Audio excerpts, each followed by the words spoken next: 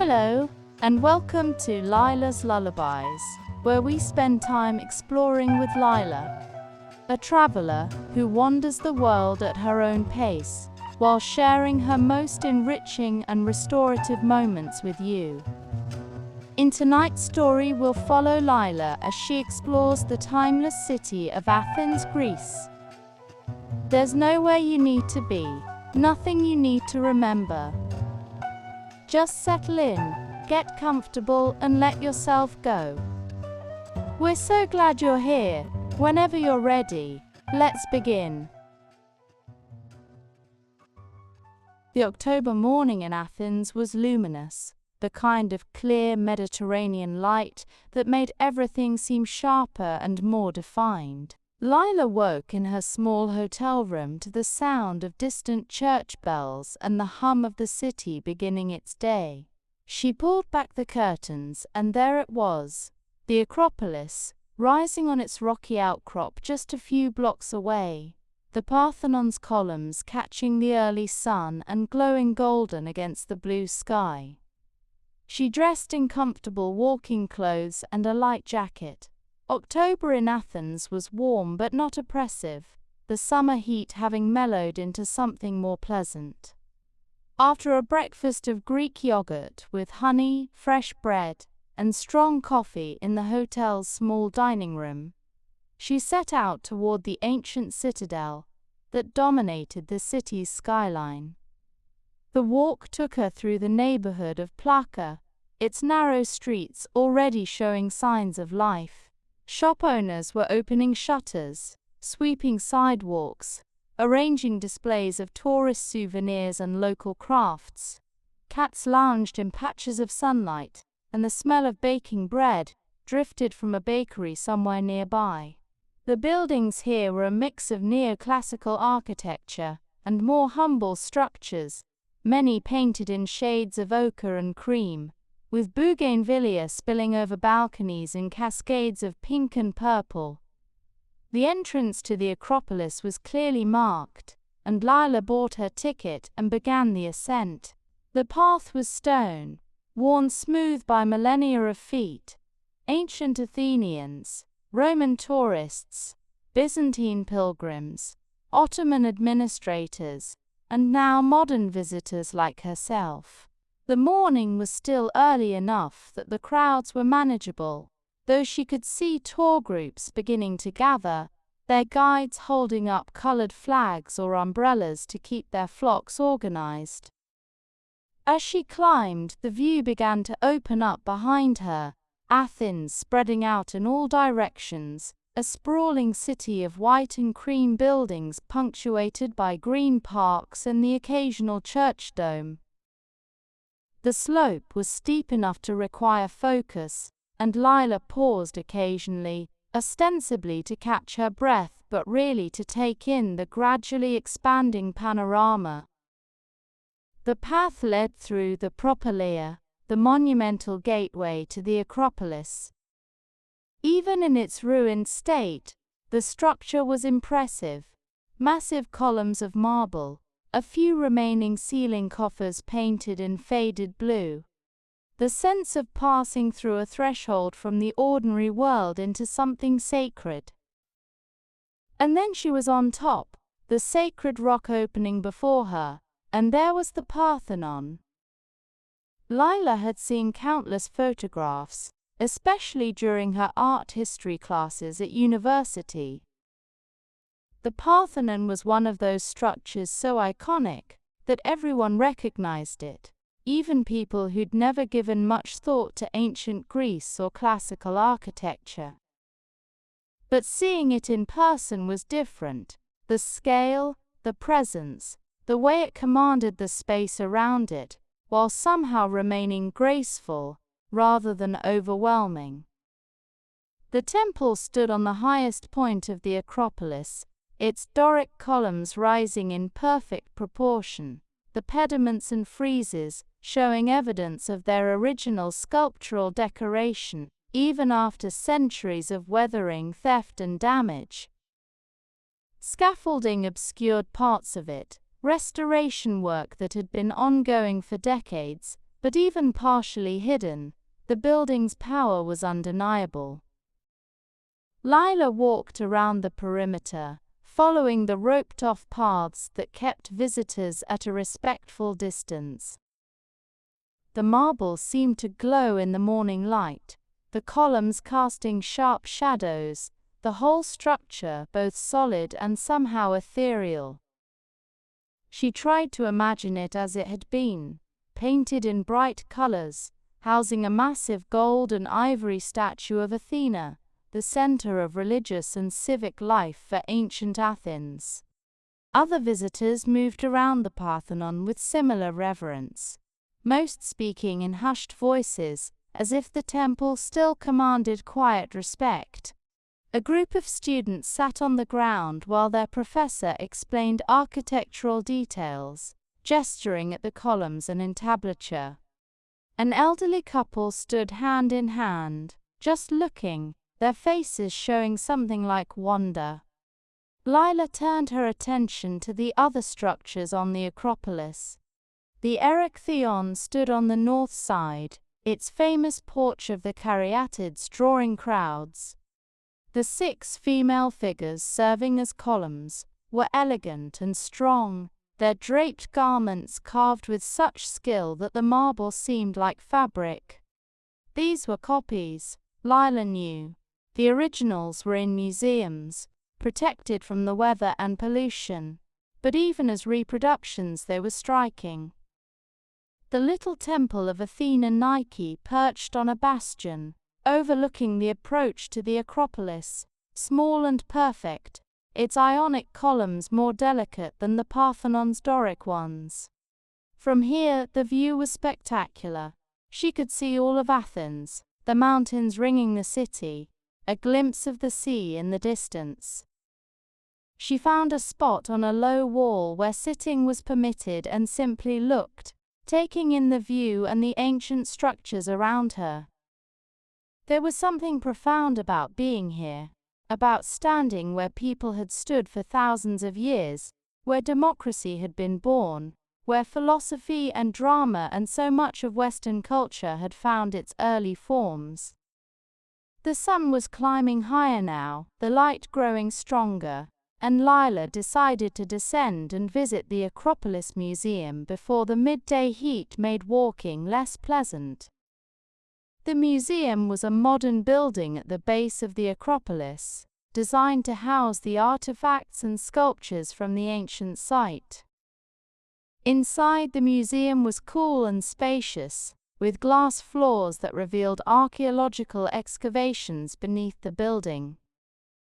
The exhibits were arranged chronologically, leading visitors through the various periods of the Acropolis's use and development. The sculptures were extraordinary, pediments and friezes from the various temples, metopes showing battles between gods and giants, kuroi and karai with their archaic smiles and rigid poses gradually giving way to more naturalistic representations. The craftsmanship was remarkable, the way ancient sculptors had understood anatomy and movement, had captured fabric and emotion in stone. The top floor held the Parthenon Gallery, a space designed to match the temple's dimensions and orientation. The surviving friezes and pediments were displayed in their original positions, with plaster casts filling the gaps where pieces were missing, mostly in the British Museum, a fact the exhibit addressed with scholarly restraint but clear disappointment. Lyla spent over an hour in the museum, moving slowly through the galleries, reading the interpretive text, studying the sculptures from different angles. By the time she emerged back into the sunlight, it was nearly lunchtime, and she was ready to eat. She made her way back into Plaka, the neighborhood's winding streets, now busy with the lunch crowd.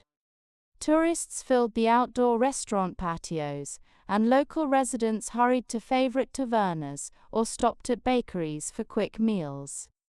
Lyla found a restaurant on a quieter side street, its menu displayed in Greek and English, its tables spread across a small courtyard shaded by a grape arbor. She chose a table and ordered dolmades, a Greek salad, and grilled octopus, along with a glass of white wine. While she waited for her food, she observed her fellow diners, a mix of tourists and what appeared to be locals, the latter identifiable by their comfort and familiarity with the space. At the next table, two women were speaking English with accents that suggested neither was a native speaker. One was consulting a guidebook, the other pointing at a map spread between them. "So after this, the Byzantine Museum?" one was asking. "Or the National Archaeological Museum? We have time for one, I think." They noticed Lyla listening and smiled apologetically for speaking loudly enough to overhear. "Sorry, we're trying to figure out our afternoon," the one with the guidebook said. She was perhaps in her 30s, with short blonde hair and a friendly face. "We're trying to see everything in 3 days," the other added with a laugh. "Ambitious, probably too ambitious." 3 days in Athens is ambitious, Lyla agreed. "Where are you from?" "Germany," the first woman said. "Berlin. I'm Anna, this is Sophie from France. You?" They fell into easy conversation, comparing notes on what they'd seen, sharing recommendations. Anna and Sophie had arrived 2 days earlier, and had already visited several sites Lyla hadn't gotten to yet. They'd been to the National Archaeological Museum that morning, and were effusive in their praise. "The Antikythera mechanism alone is worth the visit," Sophie said. "This ancient computer, essentially, it's incredible what they could build." Lyla's food arrived, and she invited Anna and Sophie to join her table, which they did, bringing their own drinks over. They talked about Athens, about travel more broadly, about the strange experience of being tourists in a place with so much history that it felt almost overwhelming. "Sometimes I think we're trying too hard to see everything," Anna reflected, "running from museum to ruins to museum. Maybe we should just sit somewhere and watch the world go by." "But then we'd feel guilty," Sophie said with a laugh. "The curse of the conscientious tourist." They exchanged contact information before parting ways, Anna and Sophie heading toward the Archaeological Museum, Lyla toward the Ancient Agora. She was glad that her own approach to visiting new places was more fluid, not like a checklist of tourist attractions. She couldn't recall ever feeling guilty for not sticking to a strict schedule when traveling, and preferred to stay more in the moment. If she missed something, there was always next time. The afternoon was warm but pleasant, and the walk to the Agora took her through more of Plaka's winding streets, and then into a greener, more park-like setting. The Ancient Agora had been the heart of ancient Athens, the marketplace and civic center, where Socrates had walked and talked, where democracy had been practiced, where the daily business of the city-state had been conducted. Now it was an archaeological site, a sprawling area of ruins surrounded by trees and pathways. Lyla entered through the gate and found herself in a landscape of ancient foundations, toppled columns, and informational signs explaining what had once stood in now empty spaces. The site was less crowded than the Acropolis, the visitors more spread out across the large area, creating pockets of quiet, where you could almost imagine the ancient city. The Temple of Hephaestus stood at the edge of the Agora, remarkably well preserved, its columns and pediments largely intact. Unlike the Parthenon, which everyone photographed and crowded around, the Temple of Hephaestus allowed for a more intimate experience. Lyla could walk around its perimeter, could see the details of its construction, could sit in the shade of nearby trees and simply look at it, without jostling with dozens of other visitors.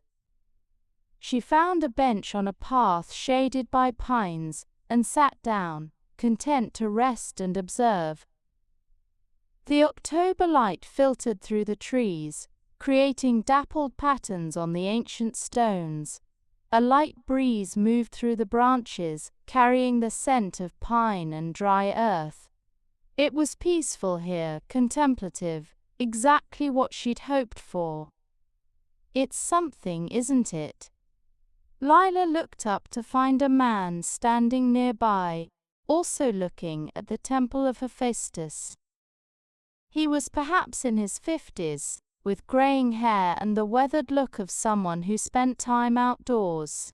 His accent suggested Northern Europe, Scandinavian maybe, or Dutch. "It is," Lyla agreed, "remarkably well preserved." "Much better than the Parthenon, ironically," he said, "though it gets a fraction of the attention." He gestured to the bench. "Mind if I sit? I've been walking for hours." "Please," Lyla said. He introduced himself as Henrik, from Amsterdam, a history teacher on a school break. They fell into conversation about the Agora, about Athens, about the strange experience of walking through places where history had been made. "This is where democracy began," Henrik said, gesturing at the archaeological remains around them. "Right here, in this space. People gathered, they debated, they voted." It wasn't democracy as we know it now. Women and slaves couldn't participate, of course, but it was the beginning of the idea that people could govern themselves. "It's humbling," Lyla said, "standing here, thinking about what happened in this space." "And what's been lost," Henrik added. "We have the ruins, the stones, but we don't have the arguments, the speeches, the daily conversations that filled this place. We can imagine, but we can't really know." They talked for a while longer, discussing the development of democratic institutions, the challenges of teaching ancient history to modern students, the question of how societies preserve their pasts while living in their presents. It was the kind of conversation that could only happen between strangers in a historically significant place, both of them brought together by shared curiosity and the leisure to indulge it. Eventually, Henrik stood, saying he wanted to see the Stoa of Attalos before it closed. They shook hands, wished each other well, and parted ways. Lyla remained on the bench a while longer, enjoying the shade and the quiet. Other visitors passed by occasionally, couples walking hand in hand, solo travelers with cameras, a guide leading a small group and explaining the significance of various ruins. She walked through more of the Agora, following the shaded paths, pausing to read informational signs or to examine particularly interesting ruins. The site was large enough that you could wander for hours, always finding new perspectives, new foundations to puzzle over, new views of the Temple of Hephaestus or the reconstructed Stoa of Attalos. By late afternoon, Lyla left the Agora and made her way toward Monastiraki, a neighborhood known for its markets and shops. The area was busier than the archaeological sites, full of commercial energy and the sounds of vendors calling out their wares, musicians playing for coins, tourists haggling over prices. The Monastiraki flea market sprawled across several streets, a labyrinth of stalls selling everything from ancient coins of dubious authenticity to leather sandals, handmade jewelry to tourist t-shirts, old books to olive wood carvings. Lyla wandered through, enjoying the chaos and abundance, occasionally stopping to examine something that caught her eye. She bought a small pot of local honey from a vendor who explained the different varieties: thyme honey from Crete, pine honey from the mountains, flower honey from the Peloponnese. She chose the thyme honey, imagining its flavor on morning toast back home. At another stall, she found beautiful ceramics painted in traditional Greek patterns, geometric designs, stylized animals, scenes from mythology. She selected a small bowl decorated with an octopus pattern, the creature's tentacles wrapping around the bowl's curve in a design that echoed ancient Minoan pottery. A shop selling local spices and herbs drew her in with its fragrant display. She bought oregano, real Greek oregano, the vendor insisted, nothing like the weak stuff sold in supermarkets elsewhere, and a small bag of mountain tea, dried herbs that the shopkeeper said would cure everything from colds to melancholy. With her purchases carefully wrapped and placed in a cloth bag, Lyla made her way back toward her hotel. The afternoon was progressing toward evening, and she wanted to drop off her shopping before heading to Lycabettus Hill for sunset. Back at her hotel, she left her purchases in her room and freshened up, changing into a clean shirt and grabbing a light jacket. Evenings could be cool, even in October. The walk to Lycabettus Hill took her through different neighborhoods, climbing gradually as the hill rose from the city's center. Lycabettus was the highest point in Athens, a limestone hill topped with a small white chapel. A funicular railway carried visitors to the summit, but Lyla decided to walk, following the winding path that zigzagged up through pine trees. The climb was steep enough to be challenging, and she paused occasionally to catch her breath and look back at the view. As she climbed higher, Athens revealed itself in layers. The Acropolis and Parthenon now visible from a different angle, the city spreading out in all directions, the mountains visible in the distance, the sea glinting in the late afternoon light. Other people were making the climb. Couples, families with older children who could handle the walk, solo walkers like herself. The mood was companionable, people nodding greetings as they passed, occasionally commenting on the view or the remaining distance to the top. The summit, when she reached it, was busy but not uncomfortably crowded.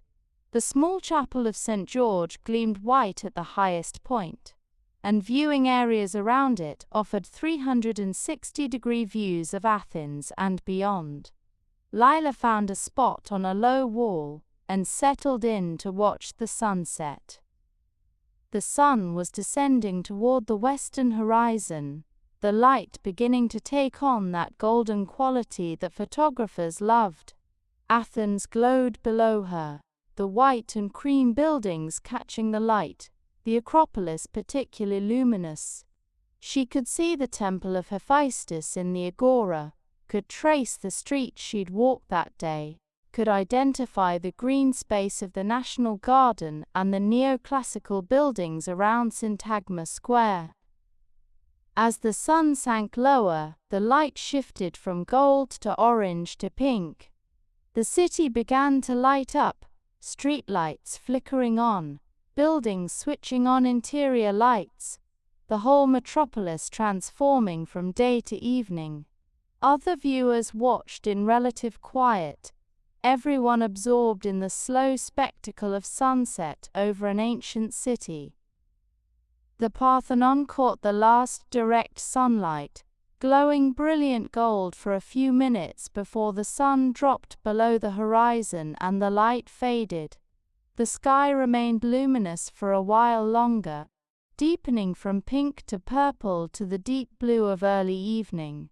Stars began to appear, and the city lights grew more prominent, Athens transforming into a constellation of light.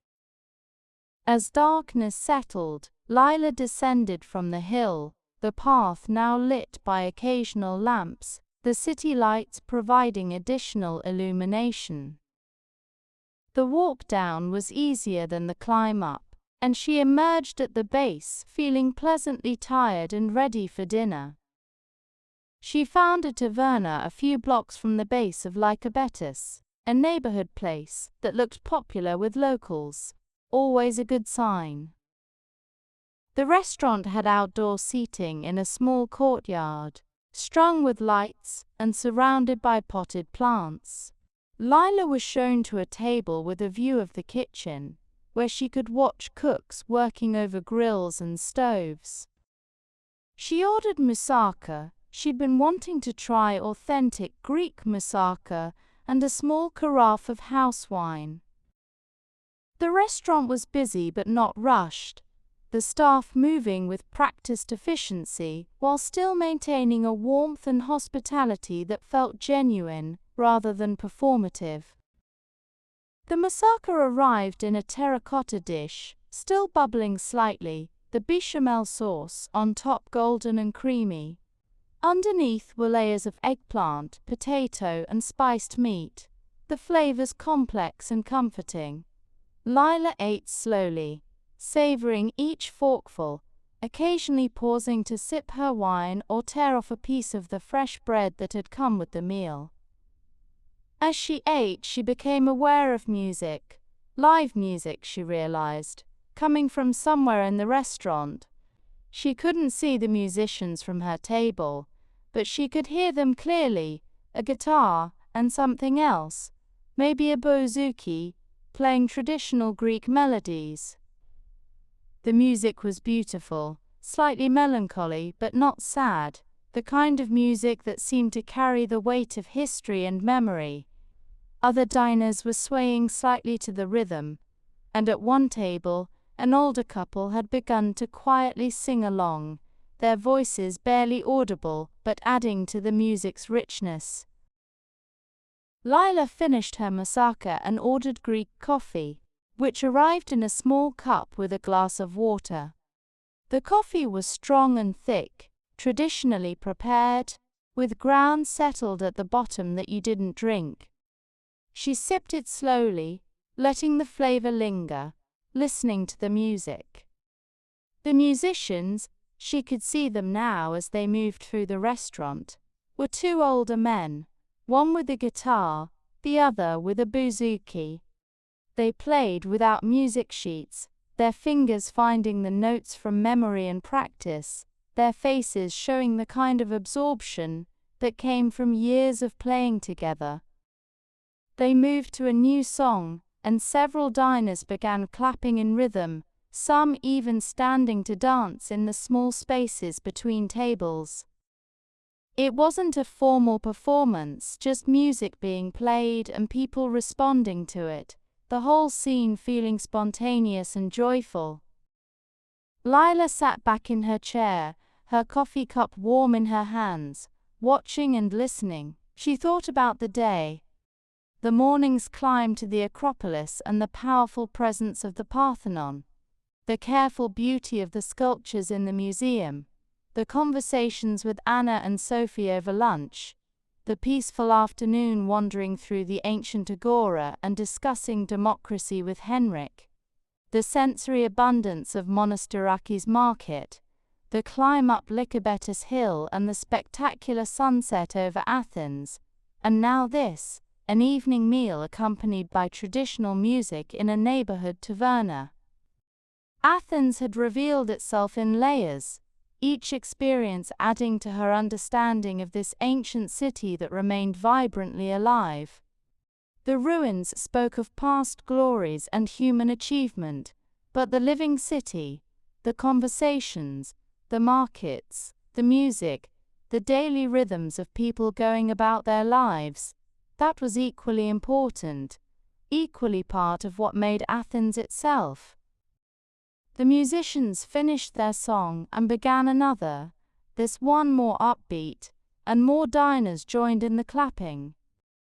A waiter passed Lila's table carrying a tray of desserts, and she could see baklava glistening with honey, galactoboreko with its custard filling, Lycabettus drizzled with syrup. She caught the waiter's eye and ordered baklava and another Greek coffee, deciding she wasn't ready to leave yet, wasn't ready for the day to end. The music continued, the musicians playing with the kind of unself-conscious skill that came from years of practice, and Lyla let herself sink deeper into the moment. The baklava, when it arrived, was perfect. Layers of filo pastry impossibly thin and crisp, filled with walnuts and cinnamon, soaked in honey syrup that was sweet but not cloying. She ate it slowly, each bite dissolving on her tongue, while the music washed over her. Around her, the restaurant hummed with life and conversation, multiple languages blending together, laughter rising and falling, the clink of glasses and silverware providing percussion to the bouzouki's melody. The October evening was mild, and the lights strung across the courtyard created a warm glow that made everything feel slightly magical, slightly removed from ordinary time. Lyla sipped her second coffee and let her gaze drift around the courtyard, at the other diners enjoying their meals, at the musicians now playing something slow and contemplative, at the kitchen staff visible through the service window, at the vine growing up one wall and spreading across a trellis overhead. There was something deeply satisfying about being here, about ending her day in this place where past and present seemed to coexist so naturally. The same stars that had shone over ancient Athens now shone over her. The same Mediterranean air carried the same herbs growing wild on hillsides. And while so much had changed, something essential remained. People gathering to eat and drink and make music together, finding joy and community in shared experience. The musicians began a new song, and this one was familiar enough that several tables were singing along, their voices rising in a chorus that was ragged but heartfelt. Lyla didn't know the words, but she found herself humming along anyway, carried by the melody and the collective energy of people united in song. She closed her eyes for a moment, just listening, to the music, to the voices, to the sounds of the restaurant and the city beyond, to the gentle rhythm of a place that had been continuously inhabited for thousands of years and showed no signs of stopping. Athens hummed its ancient song, and Lyla let herself be carried by it, grateful for the day, content with the moment, at peace in the warm evening light and the embrace of old music played in a new time.